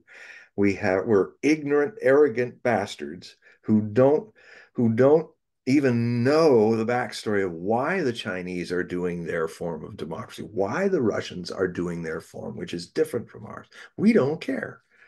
But we are out there like loudmouth ignoramuses preaching upon them that they got to be like us. And you know what? When the dollar had them by the balls, they had to listen because America's dollar, if you didn't listen, America would do something to you. I mean, a great example of that is what happened to my master when he'd been kicked out of 21 countries after the ranch folded in Oregon. And so he said, so he started to go to different parts of the world to meet his people. And we looked like we were going to end up in Uruguay. And the Sanguinetti, the president, we were getting along. And I'm saying, well, I have to learn Spanish because we're going to end up in Uruguay and we'll rebuild our commune city there. And it was wonderful things were going on. And then the CIA plane came in. And then the people that were go-betweens with us came to Osho and our people in Punta del Este, the East Point. That's where he was doing his discourses and like crying. It was like saying, we're sorry, the CIA's come. We were just about to give him a permanent resident visa in Uruguay. And they said, no, you have to leave. We don't want you to leave. But, the Americans have come in and said, if we don't kick the Bhagwan out, he's called Bhagwan then, if you don't kick him out, you're all the donations, all the money we've been giving you, well, now you have to pay it back. So the power of money has always been America's military. It didn't have to put armies and raise the American flag, all like Britain and Germany and France and all their colonies. Our colony was the buck. Our colony was an invisible empire, but far more efficient in keeping people down.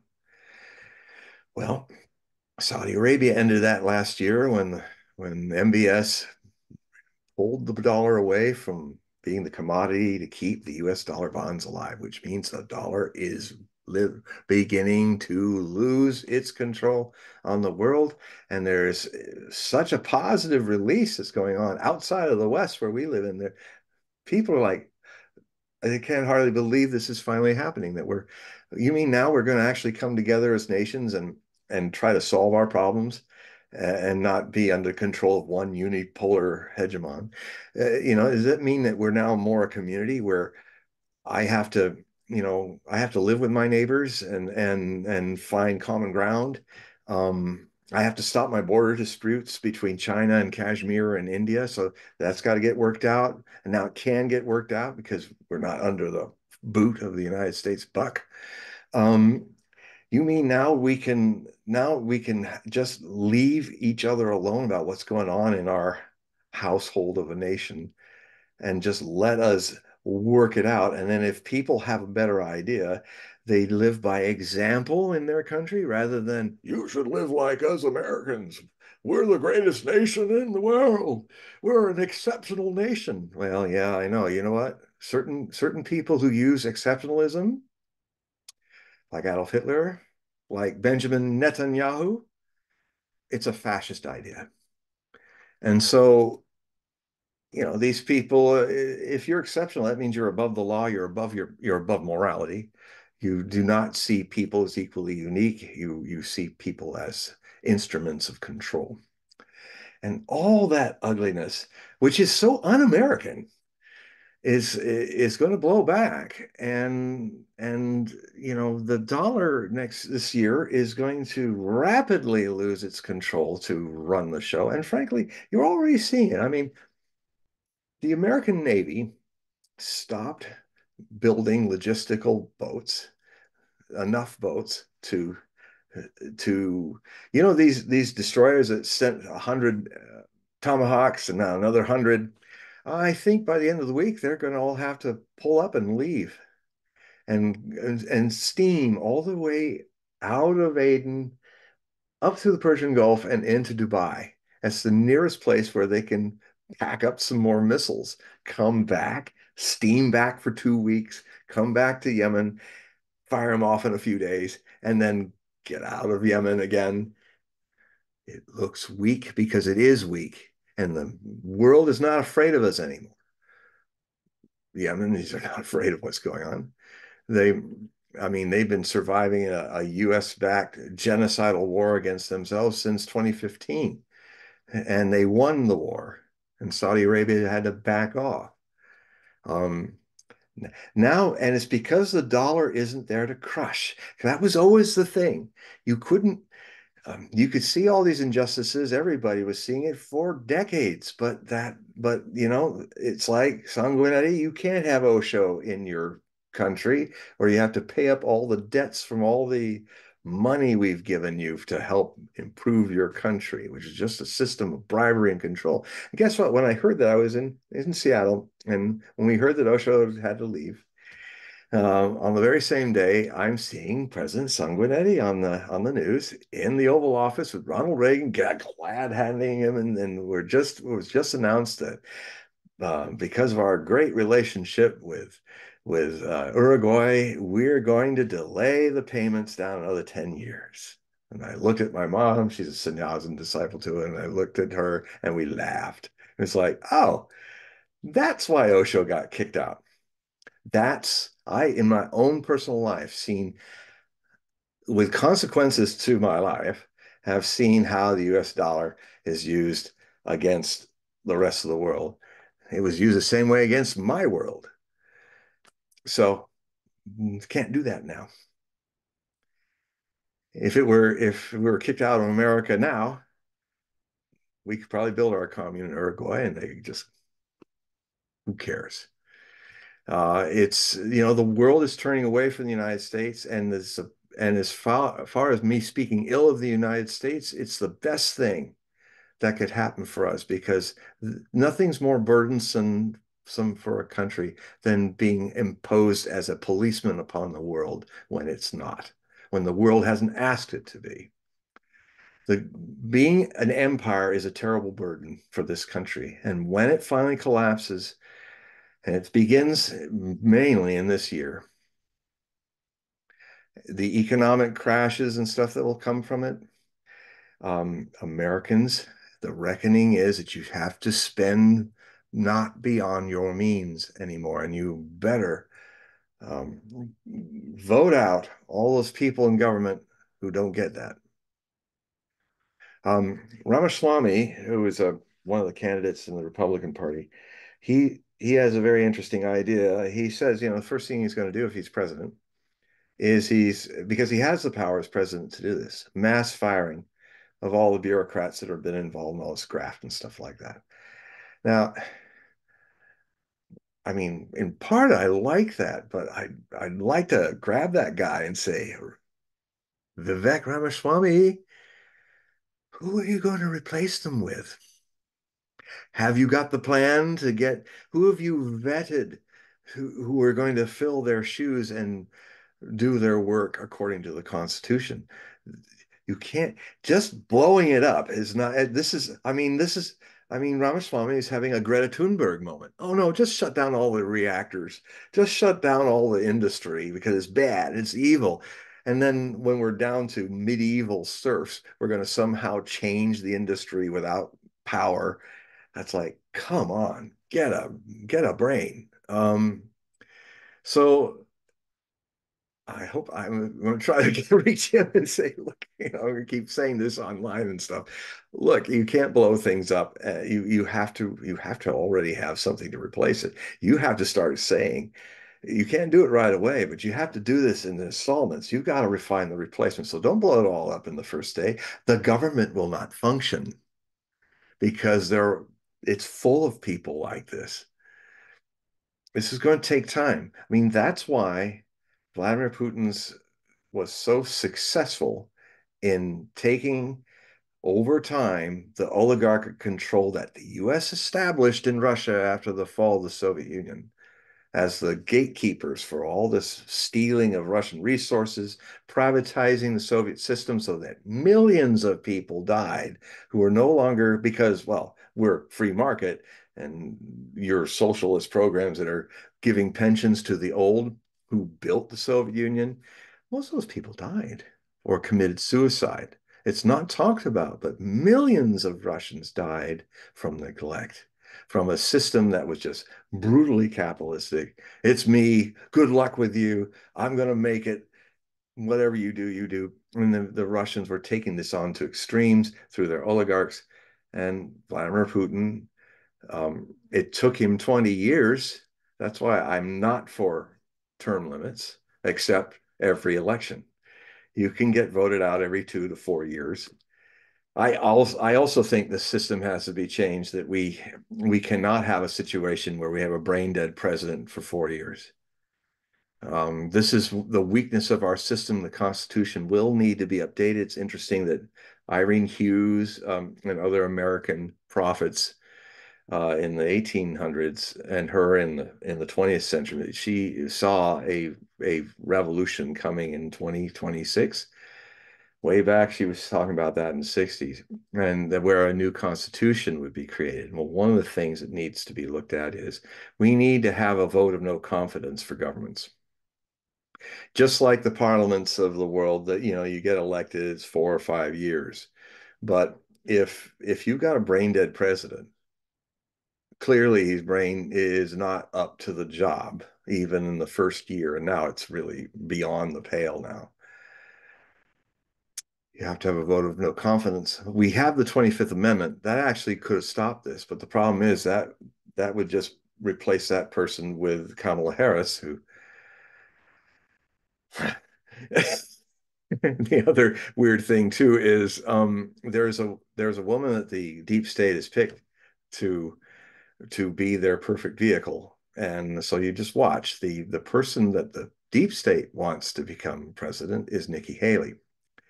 I watched how she was changing her debates, and she started to sound like she was just even doing the woke globalist agenda. Suddenly, she was like speaking as if she had a earbud, and Klaus Schwab is talking to her.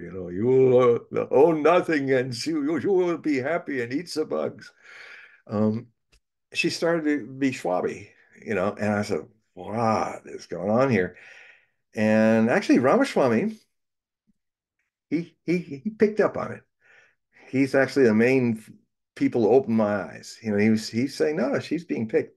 She's she's I mean, when I watch her, she's even more stupid than Kamala Harris, but she's like the perfect channel for the deep state. Whereas Kamala is, I think one of the reasons why they don't want to touch her is that she really thinks, I'm the president, I can do whatever I want.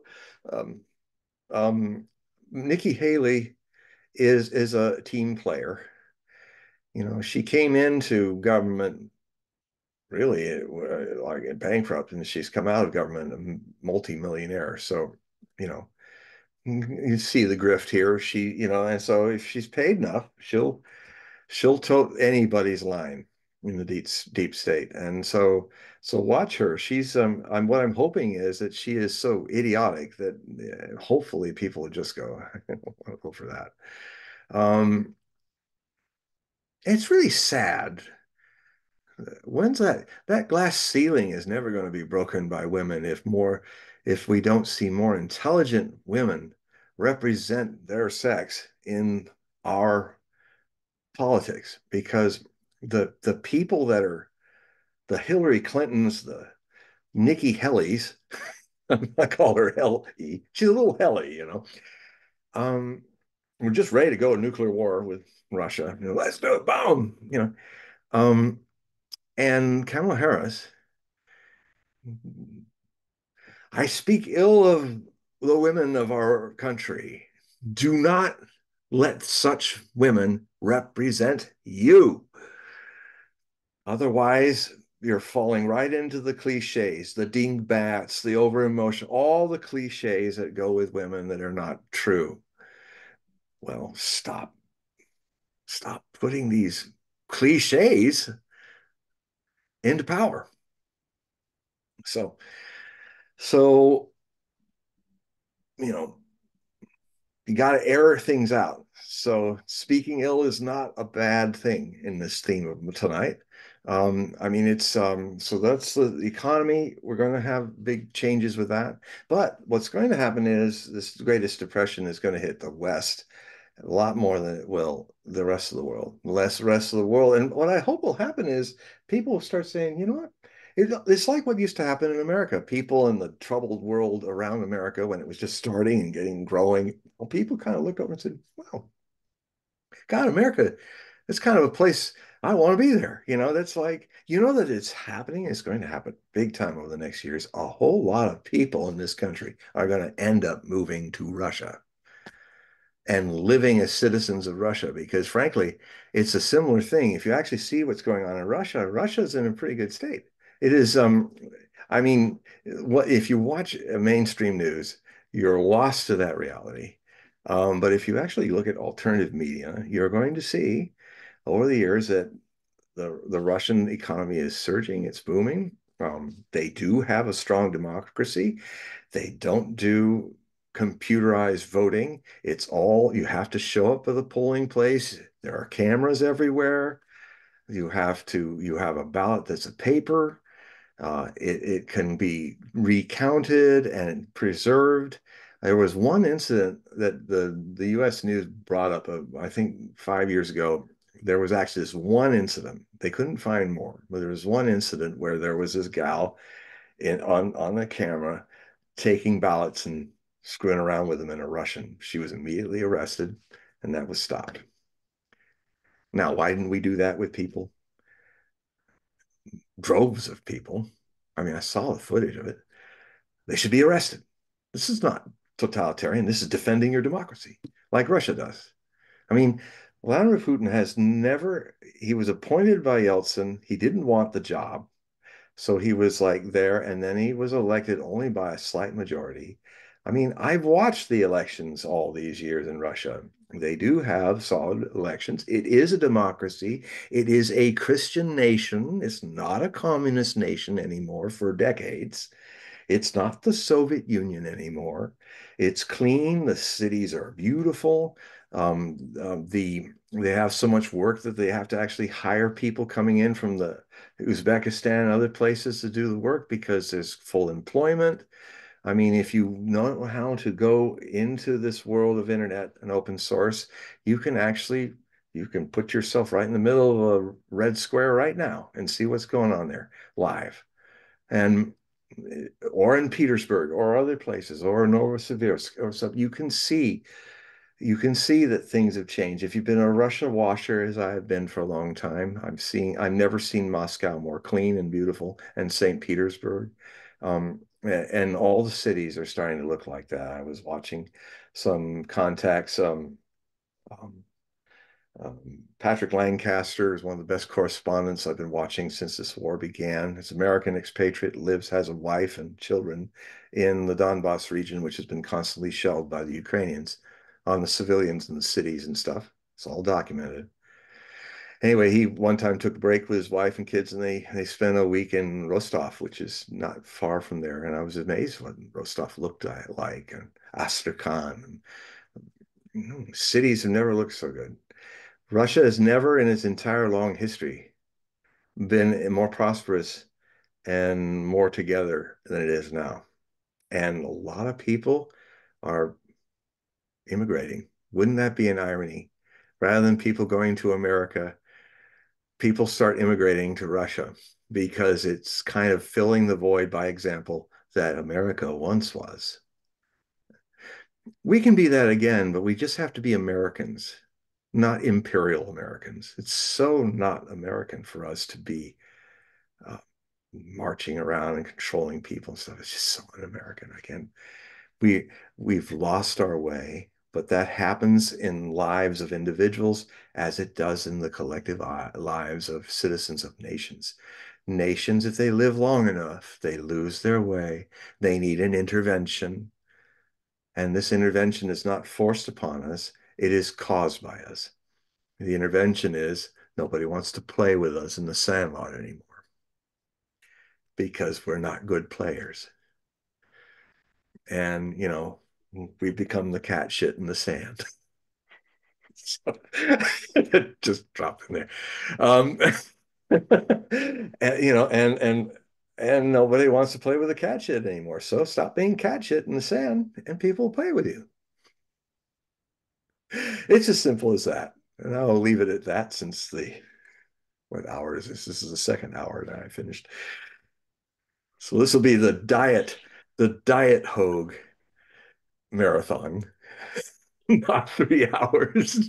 So this is the Diet Pepsi Hogue marathon. Right. We just did 2 hours. Well, so the individuals that are watching this, please click the link that's below this video, and that link will take you to John's website, and you can subscribe, you can purchase his books, you can do readings. So please click the link and help John, provide more great information and perspective. Every time we do these recordings, I learn something. And Me I too. think that and I think you bring up some really good points. Not not everybody has to agree all the time, and you can learn from people. You know, Unnatural. If everybody yeah, agrees with you, what a boring yeah, world that would be. You wouldn't learn anything. right, right, right. So I think the problem in today's world, everything is, like, these shows that are like American Idol. Yeah. Everyone's competing, and everyone has to have an enemy, and everyone has to have their hero, and you Infantile. can't. Yeah, and it's just, so when you were talking, just really brief before we go, but when you were talking about Haley, and I immediately went back to a couple decades ago what it was like during the election. Even for the primaries, there Mm, weren't a lot of there weren't a lot of candidates for either Democrats or for the Republicans. true. You know, and now An army. it's yeah, no, it's like Game of Thrones. Yeah. It literally is Game of Thrones. So Without Diana Rigg and there's this attack and destroy mentality. so And I think, infantile. yeah. Well, there's a feedback. There's this feedback loop with mainstream media. They need that to get the ad revenue from the campaigns. It isn't working So, anymore. The mainstream media is dying really fast now. That's one other reckoning that I'll just throw in there. It's amazing to see how many people are coming over to the media I'm involved in, that you're involved with. mm, The free speech, tell it like it is. You don't have to agree with me. Networks. We're the mm. alternative network. They want to shut us down, but you can't. The more you try to shut us down, the more new Rumble and other things come up. You can't And shut this. that's what you're seeing with Tucker. Yeah. What Oh, he's amazing now what in. Yeah, Tucker did. yeah, And Elon Musk. He's yeah. blown a hole through all those public, the public areas of the internet that were privatized. Now I wish Facebook, I wish there was somebody out there who had $42 billion to buy Facebook and kick out all the NATO censors from the Atlantic Council that banned me, destroyed my scene on Facebook. Take out that fishy looking guy who owns it, retired, not in violence. But just take the Zuckerberg out of there and just because he sucks. And Facebook could be a great place for debate. It once was. I had such a good time, but then all this censorship started happening. And now we have to also, and then Google and all those people, they also have, the FBI offices that are still in Facebook and Google also need to be kicked out like they were in X, in Twitter. Because so I'm hoping that Elon, I mean, he's very brave. He really, for all his faults, he is sincerely trying to make this work. So we're if we have things that he's doing that we don't like, we can always talk to him. He sometimes responds. He's like with Jason Hinkle, and we're going back and forth, and it was very productive. So viva la messiness of democracy. Vive la mess. It's the governments that are efficient and clean are fascist. The trains work on time. Yes, but you have no soul in such nations. It's just very dark. Um, because freedom is life. Look, people are messy. Agree. Relationships are messy. It's one of the things of life that cleaning them up often leads to another extreme. You know. Okay. So, well, thank you very much for coming back onto the channel, John, to share your thoughts. And we'll do this again very soon. And again, everybody that's watching, please click the link and go to his website and sign up for his periodical. Yeah, and love to do readings for you if you have a need, It'll be fun because it's all this energy. You could just be Right. you And and it's me. at the very beginning of the year, so you can Yeah, get an insight in what's I going have on. I have available time. It's so this is the time to think about it if you haven't thought about it before. All Just right. just click on that Hogue reading and put in Hogue reading as a subject line. You don't have to write any unless you want to, but I'll see that in all the thousands of emails I get every day.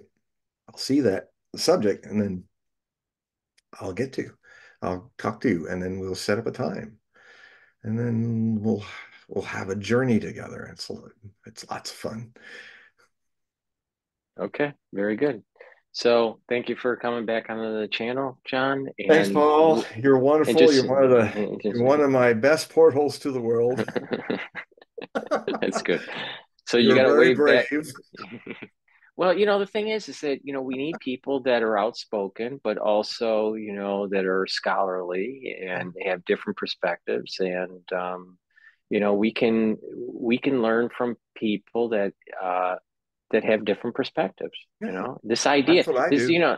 yeah, I mean, what I've been noticing on channels lately, individuals are only putting on people that they 100% agree with, Yeah, or they want to 100% take them down.